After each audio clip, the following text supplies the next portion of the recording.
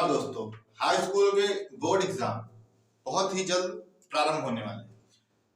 चाहे वो UP board हो और चाहे सीबीएसई बोर्ड, दोनों की मैथ क्लास 10th अब मैं मॉडल पेपर कराने का प्रयास करूंगा, जिससे कि जो आगामी परीक्षाएं लगी हुई उनमें बच्चे इन मॉडल पेपर की सहायता से अपनी परीक्षा की तैयारी को और मजबूत बना सकते हैं, अच्छे नंबर पा सकते हैं। तो आज की वीडियो में कक्षा 10 की गणित के मॉडल पेपरों को कराने का प्रयास करूंगा, जिससे कि बच्चे अपनी 70 नंबर को मजबूत 100 में 100 30 नंबर प्रैक्टिकल और 100 नंबर 70 नंबर का पेपर। तो इस 70 नंबर पेपर में 70 नंबर पा सकते हैं।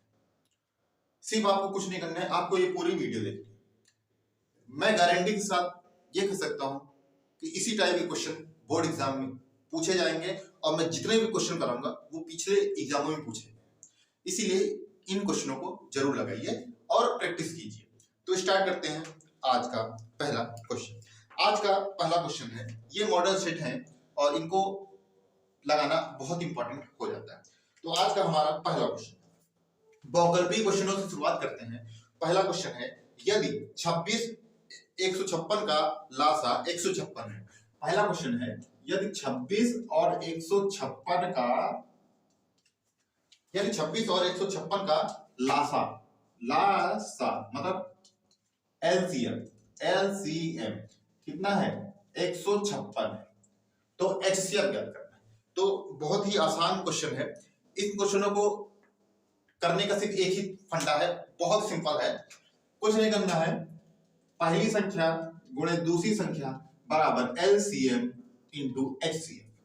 इनमें तीन चीजें हमको पता होनी चाहिए, और जब तीन चीजें पता हैं और चौथी चीज ज्ञात करनी है तो आसानी से ज्ञात कर सकते हैं। यहाँ पे हमको पहली संख्या दूसरी संख्या एलसीएम पता है, हमको एचसीएफ ज्ञात करना है। तो यहाँ पे हो जाएगा 26 इंटू 156, एलसीएम 156 है। 156 दूसरी तरफ आएगा तो गुणे में है, तो दूसरी तरफ आएगा तो भाग में हो जाएगा।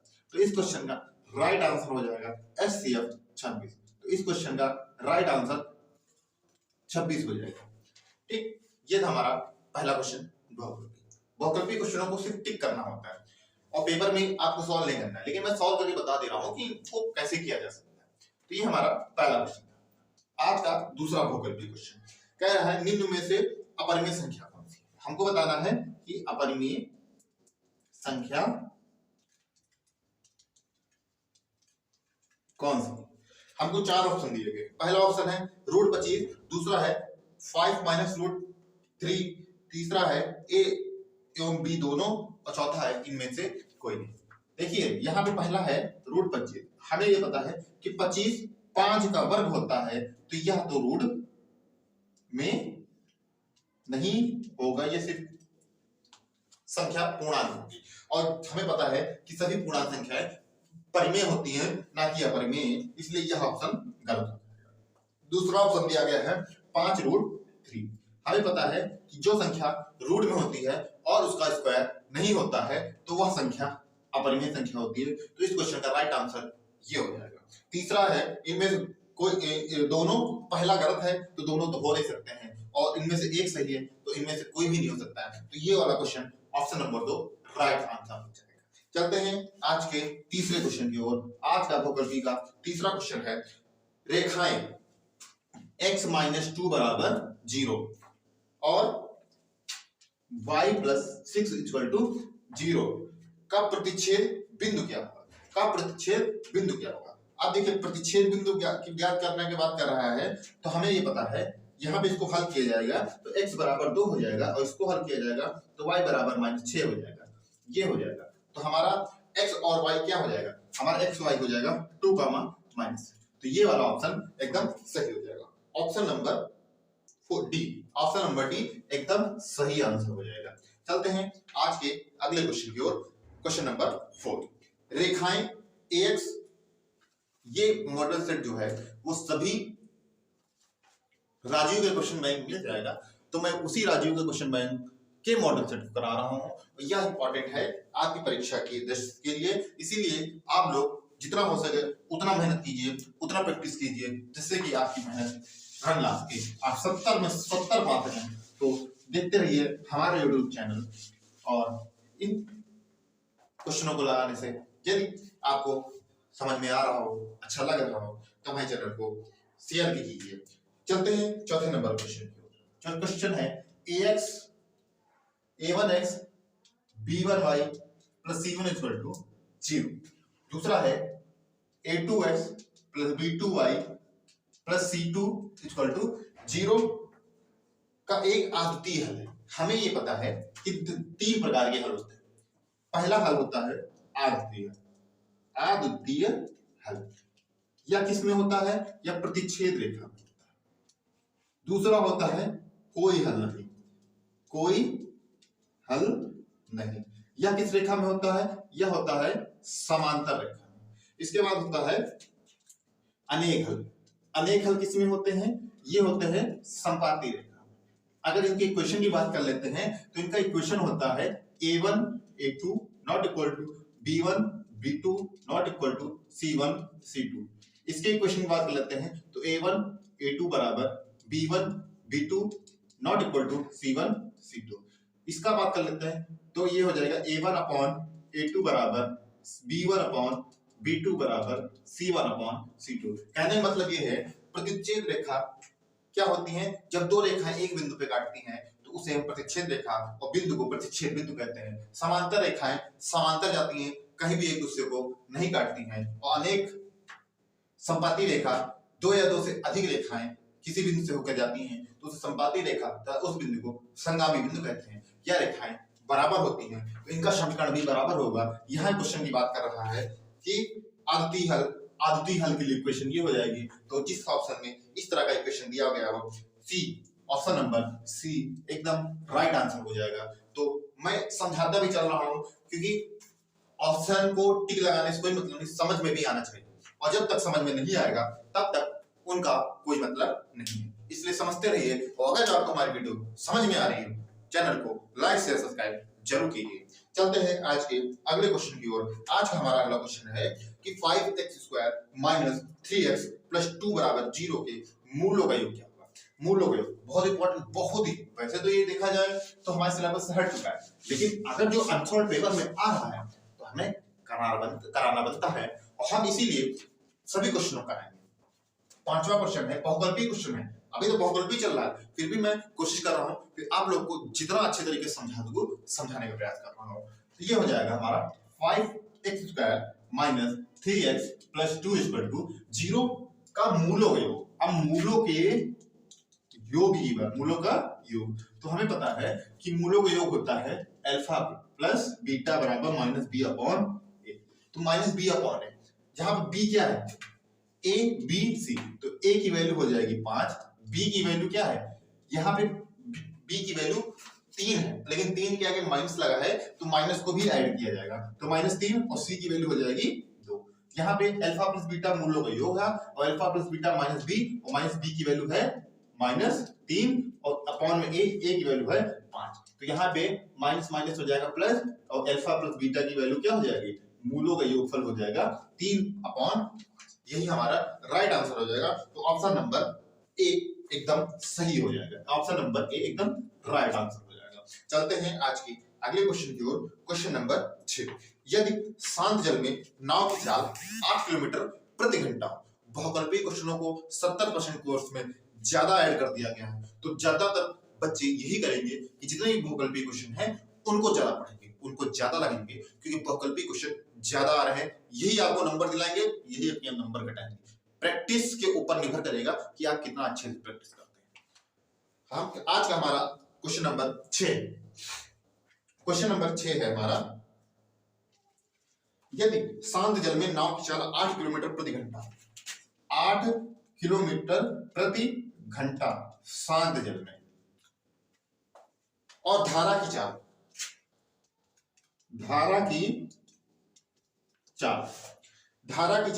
3 किलोमीटर प्रति घंटा है, 3 किलोमीटर प्रति घंटा है, तो धारा के विपरीत नाव की चाल क्या होगी। तो धारा के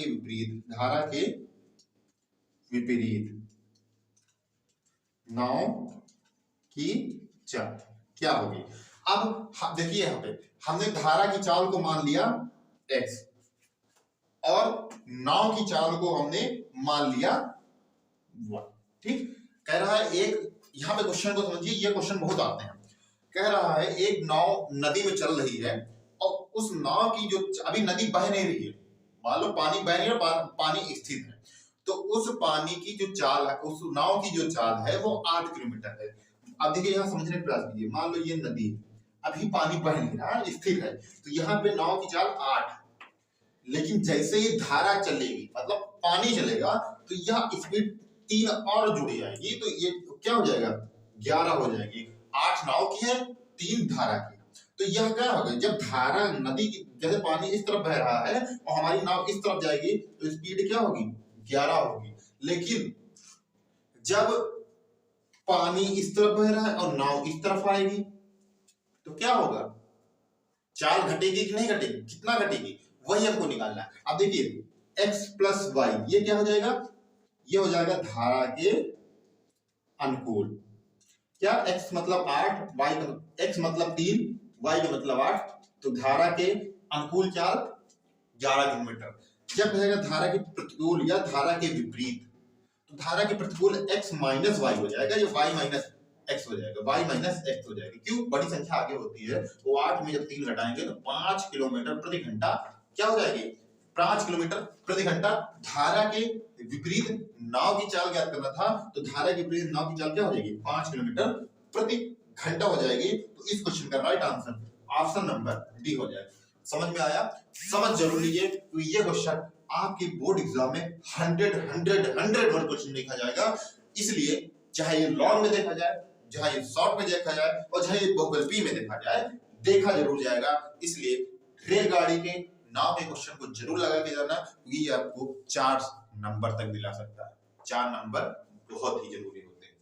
चलते हैं आज के क्वेश्चन नंबर 7 की तरफ। क्वेश्चन नंबर 7 है, दो समरूप त्रिभुजों का क्षेत्रफल 20 सेंटीमीटर स्क्वायर। कह रहा है कि दो समरूप त्रिभुजों का क्षेत्रफल 20 सेंटीमीटर स्क्वायर है। अब क्वेश्चन नंबर 7 है, मान लिया एक समरूप त्रिभुज का क्षेत्रफल क्या है, 20 सेंटीमीटर स्क्वायर है, और दूसरे का त्रिभुज, ये हो गया फर्स्ट, और दूसरे का त्रिभुज क्या है, 45 सेंटीमीटर स्क्वायर है। दोनों की ऊंचाइयों का अनुपात, दोनों की ऊंचाइयों का अनुपात क्या है। तो हमें ये पता है कि पहले का क्षेत्रफल का स्क्वायर, दूसरे का क्षेत्रफल का स्क्वायर क्या हो जाएगा, पहले के क्षेत्रफल का स्क्वायर बराबर दूसरे का क्षेत्रफल का स्क्वायर बराबर 20/45।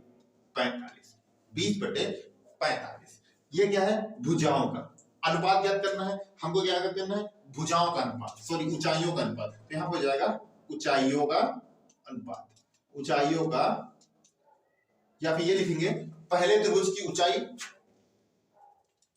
और दूसरे त्रिभुज की ऊंचाई। ठीक, पहले त्रिभुज की ऊंचाई और दूसरे त्रिभुज की ऊंचाई, पहले त्रिभुज की भुजा दूसरे त्रिभुज की भुजा बराबर क्षेत्रफल के स्क्वायर के बराबर होती है। ये हमेशा ध्यान में रखकर चलना।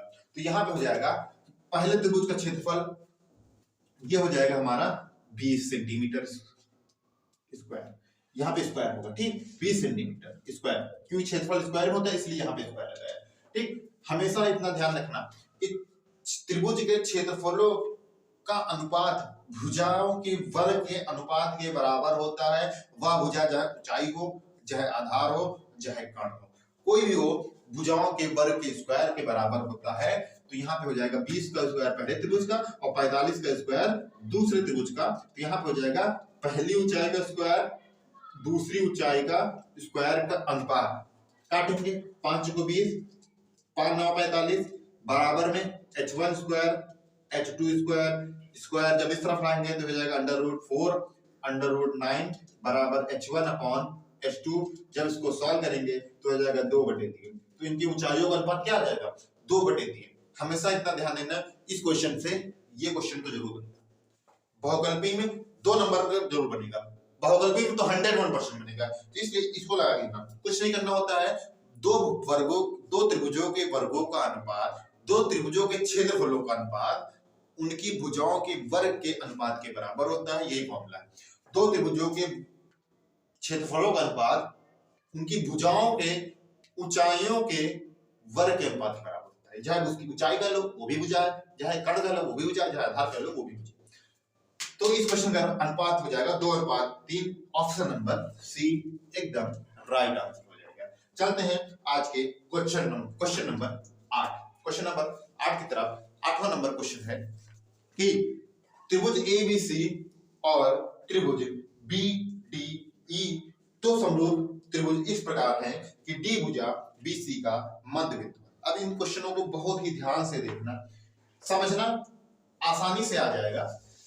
अब बहुत से बच्चे ऐसे होंगे जो इन क्वेश्चनों को देखकर डर रहा हूं, क्यों त्रिभुज का चैप्टर है ही ऐसा, लेकिन नहीं, मैं पढ़ाऊंगा बिल्कुल समझोगे, करोगे, 70 में 70 पाओगे। कह रहा है कि एक त्रिभुज एबीसी और त्रिभुज बीडीई और त्रिभुज बीडीई दो समरूप त्रिभुज इस प्रकार हैं कि डी भुजा बीसी का मध्य बिंदु, डी भुजा बीसी का मध्य बिंदु। अब पहले हम त्रिभुज बनाएंगे। कह रहा एबीसी एक त्रिभुज है, एबीसी एक त्रिभुज है, ठीक। इसको मान लिया ए, इसको मान लिया बी, इसको मान लिया सी। जैसे क्वेश्चन है वैसे त्रिभुज बनाओ। फिर कह रहा है कि D B D C B D E इस प्रकार है कि डी भुजा बीसी का मध्य बिंदु है। आप देखिए डी भुजा बीसी का मध्य बिंदु है और यह हमारा एक त्रिभुज बन गया, ठीक। कौन सा? इसको मान लिया ई, ठीक, इसको मान लिया ई। दो त्रिभुज, ठीक। अब यहां पे एक चीज कह रहा है, तब त्रिभुज ए बी सी और त्रिभुज बी सी ई के क्षेत्रफलों का अनुपात ज्ञात कीजिए। ई के क्षेत्रफलों का अनुपात ज्ञात कीजिए। अब यहाँ पे क्वेश्चन को बहुत ही ध्यान समझना है, क्योंकि ये क्वेश्चन का तरीका ही अलग है। इस क्वेश्चन के का तरीका ही एकदम अलग कर दिया गया है। तो इस क्वेश्चन में क्या था कि इस क्वेश्चन में कह रहा था कि एक त्रिभुज, दो त्रिभुज हैं, दोनों त्रिभुज समबाहु त्रिभुज हैं। एक त्रिभुज है ए बी सी और दूसरा त्रिभुज है बी डी ई। दो त्रिभुज हैं। यहां पे समझिए, एक त्रिभुज ए बी सी है, दूसरा त्रिभुज बी डी ई है। हमको बताना है त्रिभुज बी डी ई और त्रिभुज ए बी सी का अनुपात क्या होगा। तो हमें इतना पता है कि एक त्रिभुज ये है, एक त्रिभुज ये बीसी का मध्य बिंदु है और ये हमारा समबाहु त्रिभुज है। अगर ये हमारा समबाहु त्रिभुज है और ये भुजा क्या है, आधी आधी है, इसका मतलब यह भुजा ये भी समबाहु त्रिभुज है, यह भुजा ये भुजा क्या होंगी, आपस में बराबर होंगी। और हमें पता है ये इसका आधा है, तो इसका और इसको कर देंगे तो ये भी आधा हो जाएगा, इसको कर देंगे तो ये भी आधा हो जाएगा। तो इसमें कितने भाग हो गए, 1 2 3 4, 4 भाग हो गए। बड़े वाले त्रिभुज को हम कहेंगे एबीसी, तो एबीसी बराबर हम 4 लिखेंगे। छोटे वाले त्रिभुज को हम लिखेंगे बीडीई, तो बीडीई को क्या लिखेंगे, 1 भाग। तो यहाँ पे अनुपात हो जाएगा 1। तो इस क्वेश्चन का राइट आंसर हो जाएगा 4:1। इस क्वेश्चन का right answer option number C हो जाएगा। चलते हैं अगले क्वेश्चन की ओर। अगला क्वेश्चन है दो बिंदुओं 2,3। ये हमारा क्वेश्चन नंबर 9 है। 2,3 और 4,1 के बीच की दूरी। बहुत ही ध्यान से दोस्तों देखिए, बहुत ही ध्यान से, क्योंकि ये आपकी परीक्षा की दृष्टि बहुत इंपॉर्टेंट है। तो 2,3 और 4,1 के बीच की दूरी, तो बीच की दूरी का फॉर्मूला होता है अंडर रूट, यहाँ पे p से लिखते हैं या फिर कहीं पे d से भी लिख देते हैं। तो यहाँ पे हो जाएगा x1 माइनस x2 का whole square, y1 minus y2 का होल स्क्वायर। ये हमारा फॉर्मूला है। कौन सा फॉर्मूला है, बीच की दूरी ज्ञात करने का। जब हमें दो बिंदु पता होते हैं तो उनके बीच की दूरी का फॉर्मूला होता है ये, जहां पे ये होता है x1 y1 x2 y2। x1 की वैल्यू 2 है तो 2 लिखेंगे, अंदर रूट लगा देंगे। x2 की वैल्यू 4 है तो 4 लिखेंगे और स्क्वायर। फिर y1 की वैल्यू 3 है और y2 की वैल्यू 1, स्क्वायर है तो स्क्वायर। यहां हो जाएगा 2 में 4 गए, बड़ी संख्या में माइनस है तो माइनस, स्क्वायर है तो स्क्वायर। फिर 3 में 1 गया, 2 स्क्वायर। अब यहाँ पे हो जाएगा 2 के स्क्वायर 4 और जब स्क्वायर का कन्वर्ट करते हैं तो माइनस लगा होता है तो वह प्लस हो जाता है, और 2 के स्क्वायर 4, तो ये हो जाएगा हमारा 8, तो 8 है 2√2 इकाई दूरी हो जाएगी। तो दो बिंदुओं के बीच की दूरी क्या हो जाएगी? 2√2 इकाई। तो ऑप्शन नंबर सी इस क्वेश्चन का राइट आंसर हो जाएगा। इस क्वेश्चन का राइट आंसर हो जाएगा ऑप्शन नंबर सी। चलते हैं क्वेश्चन नंबर 10 की तरफ। क्वेश्चन नंबर 10 है,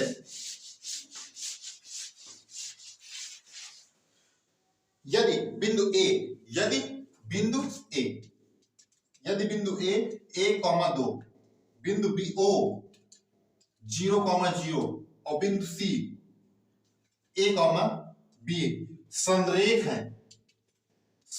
है, तो इनमें से कौन सा ऑप्शन सही है? इनमें से कौन सा ऑप्शन सही है? तो देखिए इसमें कुछ नहीं करना है, संरेख की बात कर ले रहा है। संरेख फॉर्मूला क्या होता है? x1 y2 minus y3 plus x2 y3 minus y1 plus x3 y1 minus y2 equal to 0। ये हमारा संरेख का फॉर्मूला होता है। यहाँ पे कुछ नहीं करना है, सिर्फ आपको वैल्यू रख देनी है। जो इक्वेशन जो आंसर ऑप्शन होगा वो यही से पता चलेगा। देखिए x1 y1, x2 y2, x3 y3। x1 की वैल्यू क्या है? 1, y2 की वैल्यू क्या है? 0, y3 की वैल्यू क्या है? b, प्लस x2 की वैल्यू क्या है? 0, उसके बाद y3 की वैल्यू क्या है? b, y1 की वैल्यू क्या है? 2, x3 की वैल्यू क्या है? a, y1 की वैल्यू क्या है? 2, y2 की वैल्यू क्या है? 0 बराबर 0। 1 का गुणा 0 से 0, 1 का गुणा -b से तो -b, 0 का किसी भी संख्या से गुणा करेंगे तो 0 ही आएगा। a का गुणा 2 से करेंगे तो यहाँ जाएगा 2a, a का गुणा 0 से करेंगे तो 0 बराबर में 0। तो ये हो जाएगा हमारा 2a माइनस b बराबर 0, a बराबर 2a बराबर b। इस तरह का जो भी ऑप्शन होगा, ऑप्शन नंबर सी इस क्वेश्चन का राइट आंसर हो जाएगा। ठीक है दोस्तों, अगर आपको हमारी वीडियो अच्छी लगे, समझ में आ रही हो, तो इस वीडियो को लाइक शेयर सब्सक्राइब जरूर कीजिए। चलते हैं आज के अगले क्वेश्चन की ओर। आज का हमारा क्वेश्चन नंबर 11। वैसे तो ये है बहुपद, लेकिन मैं फिर भी डिस्क्राइब करके बता दे रहा हूँ, जिससे कि कोई भी डाउट बच्चों को मन में ना रह जाए कि यह ऑप्शन कैसे सही हुआ, इसलिए मैं इनको हल करके बता दे रहा हूँ। चलते हैं क्वेश्चन नंबर 11 की। आज का हमारा क्वेश्चन नंबर 11 है कि -4,0 और 0,3 शीर्ष किस प्रकार के समकोण त्रिभुज है, समबाहु त्रिभुज है, समद्विबाहु त्रिभुज है और विषमबाहु त्रिभुज है। मतलब 4 ऑप्शन दिए गए, समबाहु, समद्विबाहु, विषमबाहु और समकोण। हमको ये दिया गया है, हम कुछ नहीं करेंगे, हम सिर्फ क्या करेंगे, एक ग्राफ बनाएंगे। कैसे बनाएंगे? देखिए मान लिया एक त्रिभुज बनाएंगे। कैसे बनाएंगे इसको बहुत ही ध्यान से देखना दोस्तों। सबसे पहले एक ग्राफ बनाएंगे, ठीक। पहला लेंगे -4, 1 2 3 4 5 6, 1 2 3 4 5 6, 1 2 3 4 5 6, 1 2 3 4 5 6। किस प्रकार का त्रिभुज है अभी पता चल जाएगा, ठीक। देखिए पहला लेंगे -4 किसका? x का, 1 2 3 4 माइनस का 4, फिर 0 मूल बिंदु है यहीं पे रहेगा, ठीक। उसके बाद 4x का है, 1 2 3 4 यहाँ पे आ जाएगा, 0 मूल बिंदु है तो यहीं पे रहेगा, फिर 0 यहाँ पे है, 3 कहाँ पे है? y का है, y प्लस में है ऊपर, 1 2 3 यहाँ पे, ठीक। अब इसको क्या करेंगे? मिला देंगे, तो हमें यहाँ से क्या मिलता है कि ये 4 है दूरी यहाँ से यहाँ तक, ये 4 है दूरी यहाँ से यहाँ तक, ये कितनी होगी, ठीक। तो ये हमें देखने मिल रहा है कि इनकी 2 भुजाएं बराबर है, एक भुजा ये बराबर है, एक भुजा ये बराबर, ठीक। लेकिन ये भुजा क्या है? अलग है। और जब किसी भी त्रिभुज की 2 भुजाएं बराबर होती हैं तो वह समद्विबाहु त्रिभुज कहलाता है, समद्विबाहु त्रिभुज। तो इस क्वेश्चन का राइट आंसर हो जाएगा ऑप्शन नंबर